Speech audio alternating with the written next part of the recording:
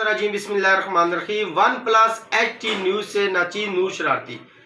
पूरा खन्ना पुल और जितना भी हमारा ये हाईवे है, दूसरी तरफ जब हम क्रॉस करते हैं, त्रामड़ी चौक जाना हो, गौरी टाउन जाना हो, या आप लोगों ने कुराल थाने की तरफ जाना हो, तमाम रास्ते बिल्कुल बंद है।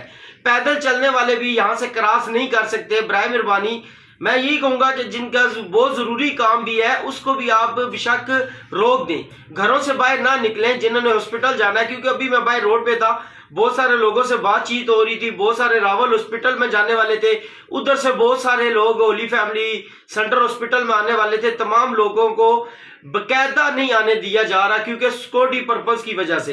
क्योंकि हम लोग पूरे जितने भी हैं मेहमान नवाजी कर रहे हैं, तमाम ममालिक को अपने पाकिस्तान में बुलाया हुआ है। ये जितनी जंग वगैरह लगी हुई थी ताकि इन लोगों के आपस में मामलात हल किए जाएं। और दूसरी बात ये है कि ये रास्ते सुबह 11 बजे तक बंद रहेंगे।